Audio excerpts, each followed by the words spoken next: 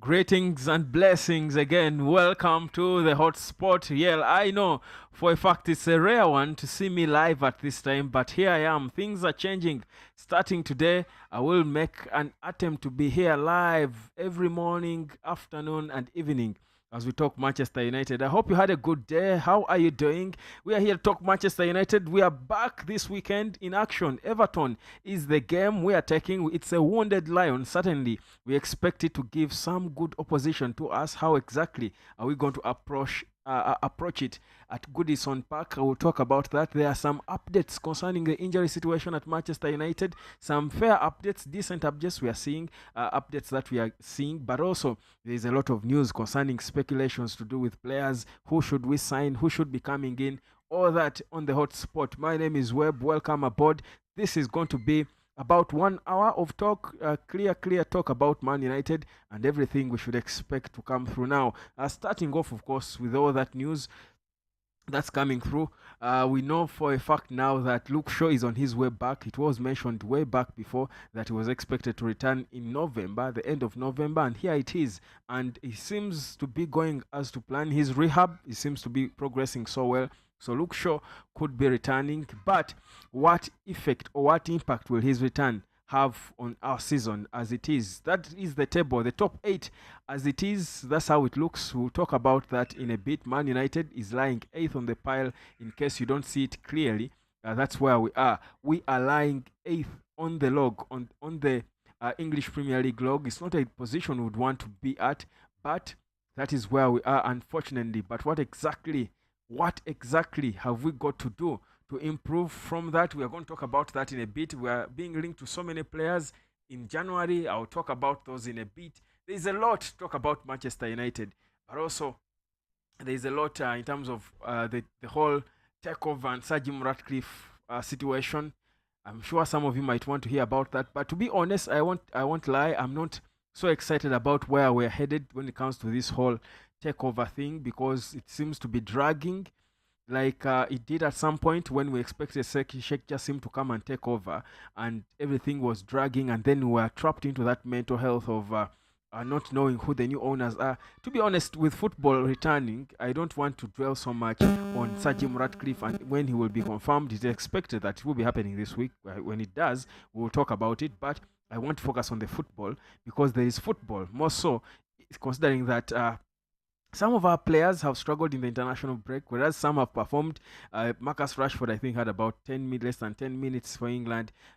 Harry Maguire had a bad outing. More pressure mounting on Gary Southgate. I'll talk about him in a bit also. I mean, I don't think Gary Southgate is having it easy. England right now has got some of the best players in the world. I think this could be the best generation of English players since the generation of the Paul Scholes, the likes of David Beckham. I think this is the second best generation. This generation should be winning titles. The reason why the last generation did not win is because they were there in the same time the Brazils have had the Ronaldo of this world. They were there when the Frances had the Zinedine Zidanes of this world.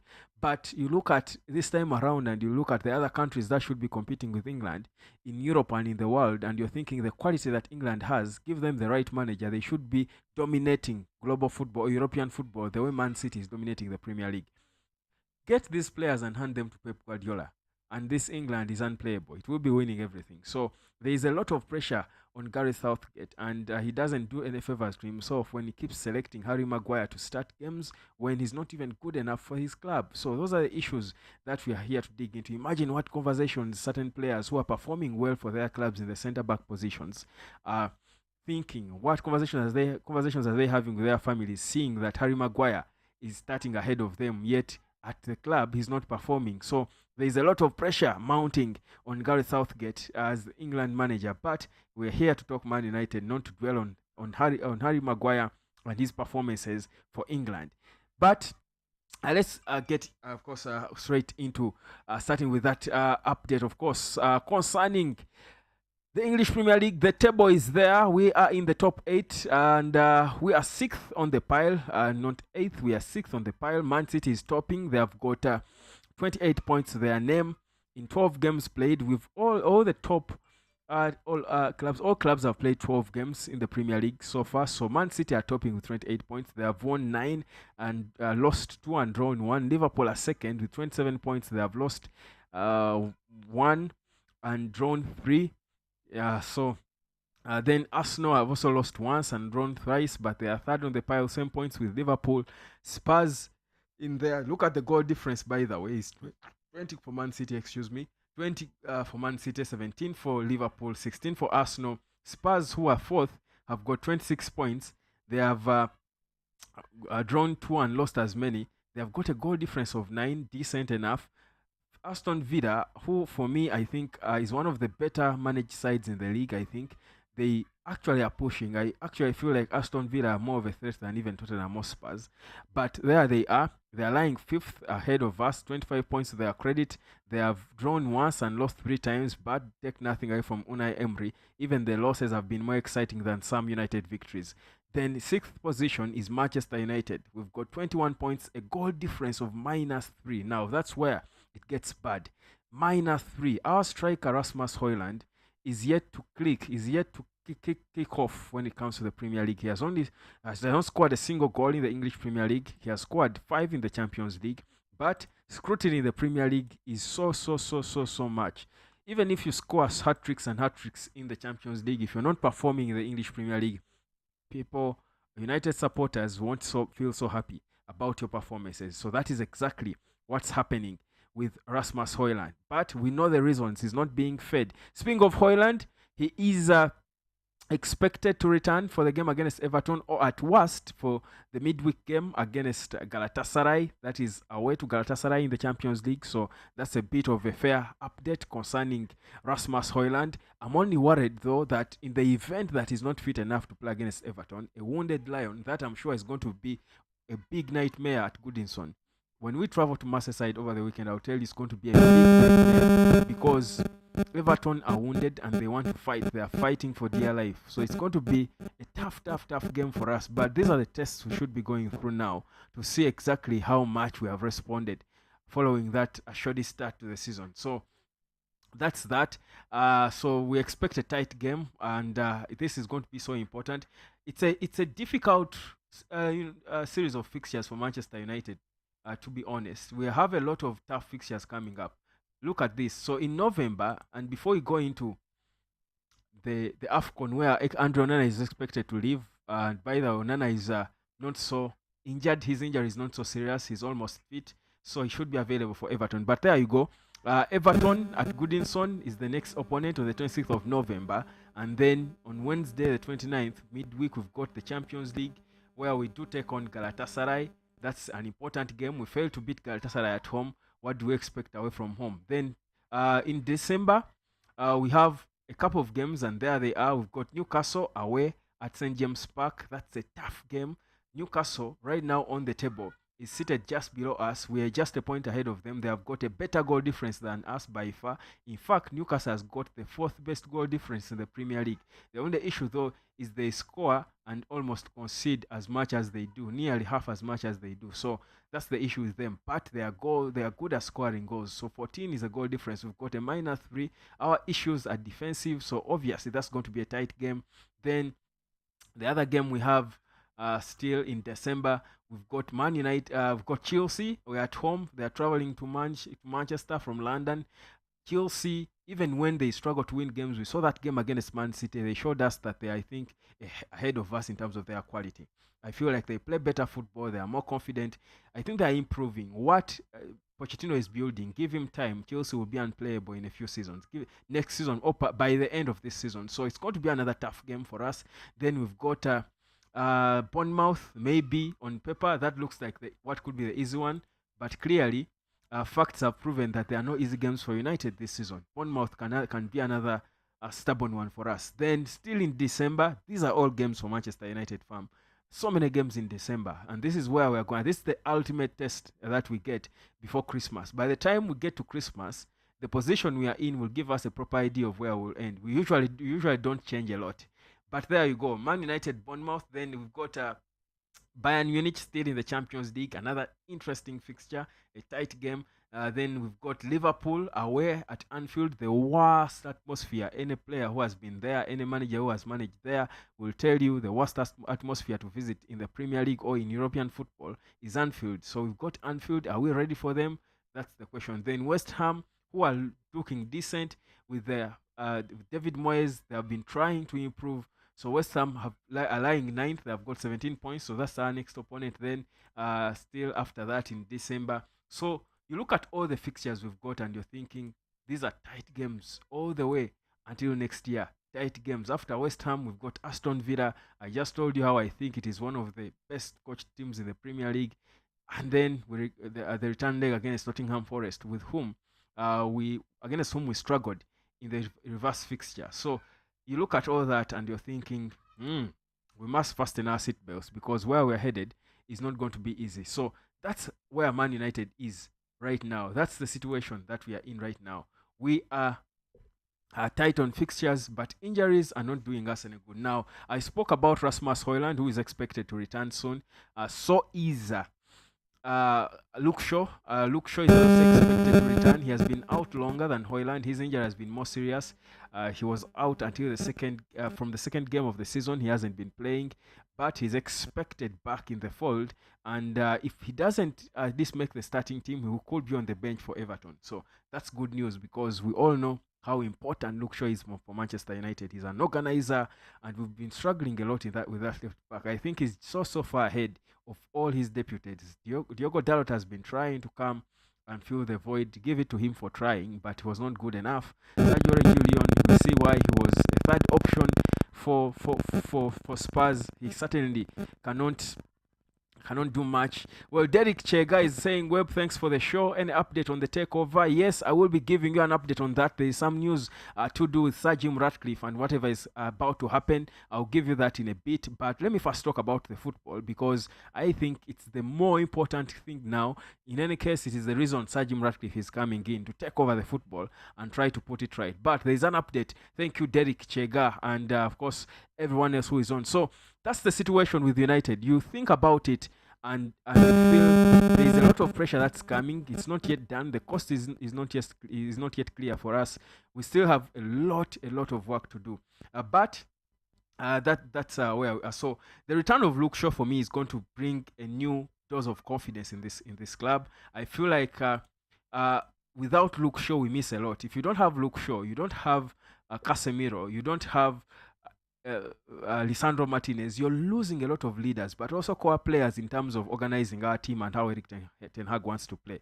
So it's obvious that any of them returning is a huge boost. We struggled enough without Aaron Wan-Bissaka. Bissaka is back on the right. You see a bit of balance and improvement on that right because Bissaka is close to that level of competing with the very best players. So you feel that that's good for us. Then in the central defense, that's where the issues are now. January is knocking on the door. January is around the corner, and we are looking at so many players. There are so many players we are linked with, and of course there are debates now. And you can give me your opinion about whether we need to rush to sign someone in Jan because we signed so many players in the summer, some of whom have not made sense. Sofian Amrabat clearly is struggling to click. Mason Mount, same thing as we anticipated. I think for Mason Mount, it's not so much of a disappointment because, to be honest, with the exception rather of the manager Eric Ten Hag, I don't think so many of us had a lot of expectation in Mason Mount. So we won't sit here and cry so much about him failing to perform and turn up. But a player like Deloni, Sofian Amrabat, we had a lot of expectation in him, also knowing that he was looked at as a player who was coming in to solve an immediate problem that we had. And we were hoping that it all goes well, but it certainly hasn't. He's taking time to click. But for me, the return of Luke Shaw and Wan-Bissaka gives a bit of balance on the two, on the two flanks, on the two wing fullback positions. And for me, it's very good because that balance is important. Then other players will be more focused on their roles. If you have Luke Shaw on the left and Bissaka on the right, if you're a midfielder, you won't be worried so much about tracking the sides. There are able players in there, world-class able players in there. At least Luke Shaw. And someone shared something. I don't know. I forgot to get it for you. someone shared something showing the quality that Man United has, the quality of our players, and Bruno is the only world class player they rated. I don't know if I can get it, but I don't know. I think Andro Nana. I think Andro Nana. Yes, Bruno could be world class. I think Andro Nana is world class too. I think Luke Shaw is world class. I think Luke Shaw would start when he's fit right now. He would start in any team in the world as a left back, because I look around and I struggle to see which team has a better left back than Luke Shaw right now. If it's there, it could be one or two. So I think Luke Shaw is world class. The only issue is he's injury prone. He's never consistent. So in terms of world class players, I think United has Onana. You don't fall from being a Ballon d'Or competitor to being, what Onana is now by mistake. Onana is world class, but he's playing with non-world class players. Football is not played alone. We see certain mistakes Onana has been making, and we entirely attribute them to him. But even those that look basic are because he certainly does not have the confidence in the people playing ahead of him. If you've got Harry Maguire, you've got Johnny Evans, you've got Victor Lindelof playing ahead of you. You are a defender, rather a goalkeeper. How on earth are you going to be world class? You cannot be a world class player playing with fourth tier players. I think the entire backline of Man United, with the exception of Lisandro Martinez, is third or fourth tier in terms of class in football. The gulf in class between Man United and the other clubs, I think, is huge. So for me, I actually think Onana is world class. I think Bruno Fernandes is world class. I think Luke Shaw is world class. Rasmus HOJLUND is probably promising to be world class. He's the second tier in terms of class. So I don't agree. I'll get you that clip and you give me your opinion about that. Who of our players are world class? I think we've got about 3 or 4 world class players in United, but they are lost in the so many who are not anywhere close. So that's a big issue, and that's exactly what we expect Sir Jim Ratcliffe to come in and try to solve. To balance it up, we need players who are at that level, who are at the Man United level, and Man United level is world class level, or at least very close to it. The way you see Rasmus HOJLUND. So that's of course that's where we are. So we're expecting some tough encounters that will be coming through. I told you of the fixtures that we have. Obviously, no easy games there, but the returnees are, I think, so promising in terms of our next games and how we could perform. So my issue though is, and I wanted to ask, with in your opinion, without Rasmus HOJLUND, because Erik ten Hag has struggled with so many injuries this season, and somehow we are sixth. I mean, we are not the worst performing team. We are ahead of teams like Newcastle, who seem to have it all going on well for them at the start, and we are not so way off the pace. That's why, like Paul Scholes says, I still think United will be among the top 4. In fact, I think it's possible that we can finish better than we did last season. Here's the thing I wanted to show you of sort of a meme that someone shared, something describing the class, the gulf, the lack of class in Man United. Let me just get it for you 1 second. But so there you go. This is how someone put Man United players or rated them in terms of class. I think that's more visible. I hope you can see it. There you go. So world class is only Bruno Fernandes, and then we have. Let me just put this off. There you go. So world class is only Bruno Fernandes. Then the good ones, I see Wan-Bissaka, and then Raphael Varane, then Luke Shaw, then Rasmus HOJLUND. I think that's Marcus Rashford and Casemiro. That is the second. Now, only one world-class player in Bruno. Then average is Andro Nana. I think this is Diogo Dalot, Sergio Reguilon, Scott McTominay, Christian Eriksen. Then I see Rasmus HOJLUND. That's now the third tier. Harry Maguire, still in the same tier with Rasmus HOJLUND, and Mason Mount. I disagree with that. Then not good enough. We've got Victor Lindelof, who is the captain of Sweden. Then Johnny Evans, Tyrell Malesia, Anthony Dos Santos, Sofian Amrabat, Anthony Martial, Hannibal Mejbri, and Facundo Pellistri. So that is how someone classified the Man United players. You can give me your opinion about that, whether you agree that those tiers are right. For me, I would put Andro Nana up with Bruno Fernandes. I think Onana is world class, but he is let down by the team in front of him. And I think Luke Shaw is world class. Those three at least I think are world class. And then the second tier, I would put Rasmus HOJLUND and Casemiro and maybe Rafael Varane. But Varane is way out. His best is way falling way back. But that would be the second tier. Maybe the rest would be mostly in the third tier. That's how I would classify our players. You can give me your opinion in how you classify the Manchester United players and their quality or lack of it. So that's how we are. But you can see how poor our squad is. Look at those players, honestly. And I'll put them back one more time. At the thought of it, look at our players. These are the players we want to compete for the Champions League with Bayern Munich. We want to compete for the Premier League with Arsenal and Manchester City. We want to compete for a treble. Fam. No. By the way, how I don't think Erik ten Hag gets enough credit. Look at these players. I don't think Erik ten Hag really gets enough credit. With these players, give these players to I don't know. Oh goodness. What would a manager do with these players? By the way, we are so bad. Look at these players. In terms of class, we are way off the best teams in the world. Yet even the best teams are not so far ahead. That shows you how poor most of our players are. But of course, you drop in Lisandro Martinez in there. Lisandro Martinez would also, for me, be in I think, in the world class or second tier. But drop Lisandro Martinez in there, you try to improve it a bit, but clearly, yeah, we're not doing bad. I don't think this is a very good squad to identify ourselves with. And that's why the takeover makes sense. And I understand why this gentleman is asking about the news. Derek Chega asking about any update. So the update is, it's very likely that the takeover is going to happen this week. Before the end of this week, it's likely that we would have some news concerning Sir Jim Ratcliffe and his takeover.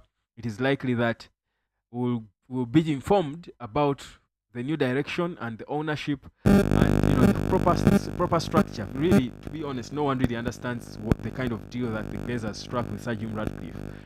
He's going to own 25% of the club, run the football, but then one of the Glazers will stay there on the football tribunal of sorts. It's confusing, but then the ultimate guy is Joel Glazer in charge of the game.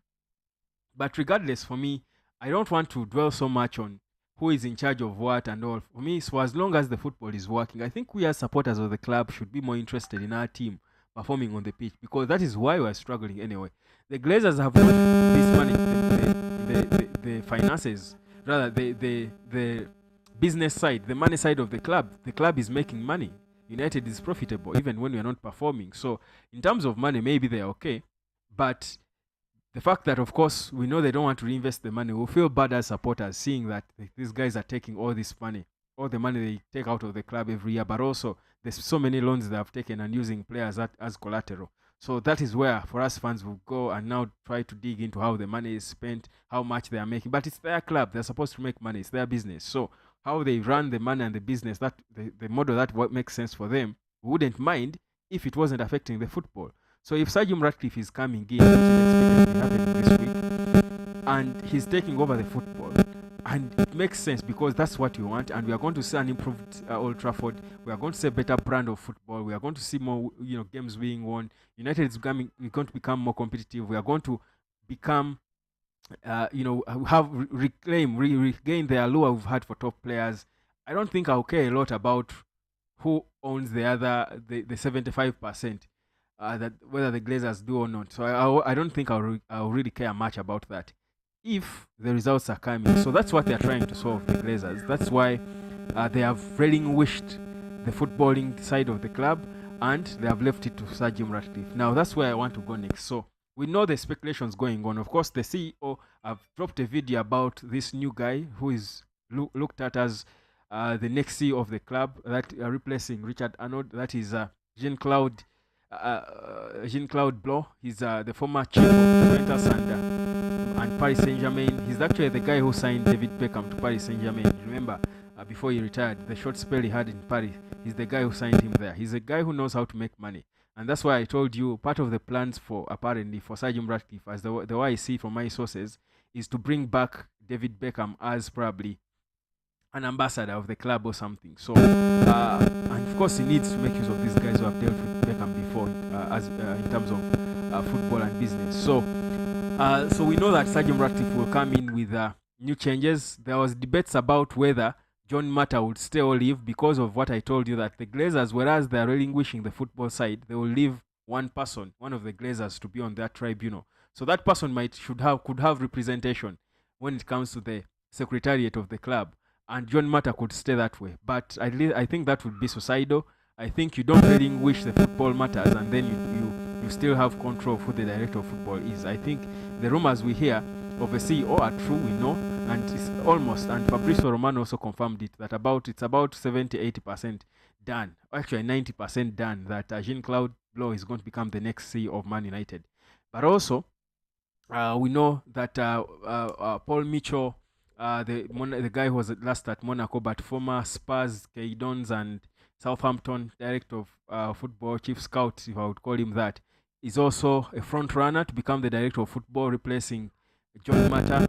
And then of course, there's also Dougie Friedman. He has been rumored as well. There was Paolo Maldini being one of the other guys looked at. So that is not so concrete on who they are going to zero on. But at least what we know is that most likely Jean-Claude Blanc, a right-hand man of our guy, Sir Jim Ratcliffe, is coming in as CEO. But whoever comes in, there are already players we are being linked with for the January transfer window. We expect some business to be made. And the business we expect to make Derek Chega, and this is for me to manage your expectation of the whole takeover that is coming in. Don't expect Sir Jim Ratcliffe to come and instantly invest so many billions of money or millions of pounds in signing new players. I think the shake-up we expect in terms of player business should start with us selling players. For us to be able to buy, we need to sell, because even if we've got a new guy who has taken over the football, he's not, even if he had the cash to invest, he has got to invest it within the financial fair play parameters.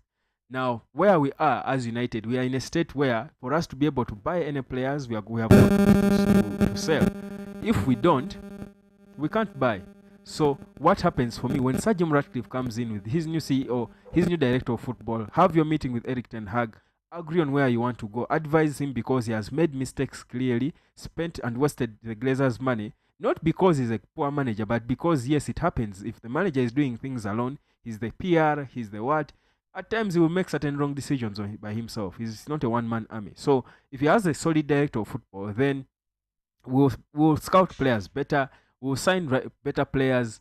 I think we'll make better decisions for the football. So after all that talk, I expect then United to go for players in Jan, because we need to improve key areas in Jan, and we don't have so much time. I don't think this season is gone. Like I said, even when we've struggled so much, we are sixth. About what? How many points? We are 5 points off the top four, and we are 7 points off Man City, who are leading the pile. So we are not badly off. So even when our season has been terrible, our position is not terrible. So the season can still be salvaged. So I feel in Jan we need to make moves. In as much as I know it's difficult to sign good players in Jan, I think the fact that we wanted centre back, and I mean, this guy owns a club that has a centre back we could be interested in. Let's go for him. That's Jean-Claire Todibo.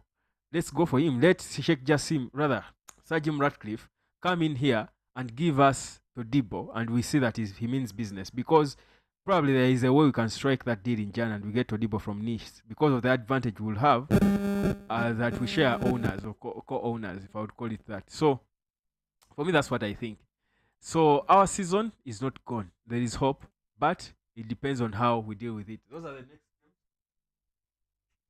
are the games we are coming up with. The first games when the season resumes. Everton first. So that's where we are.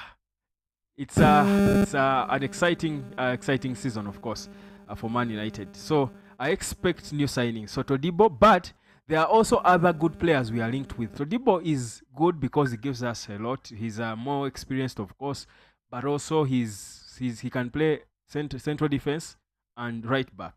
He's a good player, and so many clubs around Europe have been monitoring him. We are not alone. But I feel like we might want to sign players for or even Todibo is young, and don't get it twisted. I think I like Todibo. I think we can sign him, but Antonio Silva, the Portuguese international, the young 20-year-old Benfica centre back, for me has caught my eye.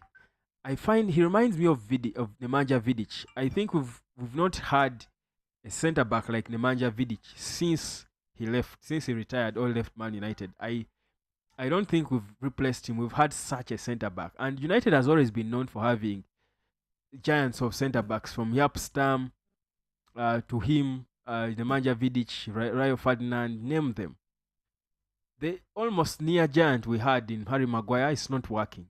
I feel like if we get this solid Antonio Silva, he's 20, he has won the UEFA Youth League. Yes, he's young, but he has already claimed his place as a starter in Benfica in a defense that has Jan Vertonghen, Nicolas Otamendi. He's playing alongside Nicolas Otamendi, the former Man City centre-back, the Argentine international.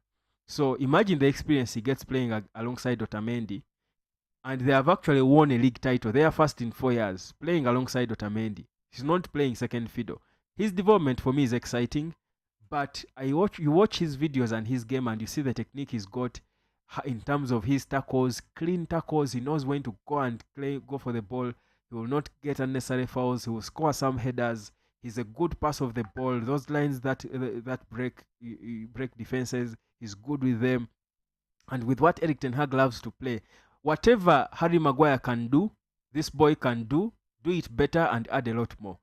Because Harry Maguire is good with the ball. He's a decent pass of the ball. Of course, don't remind me of the mistake he made with England when he was making that diagonal pass from the back line.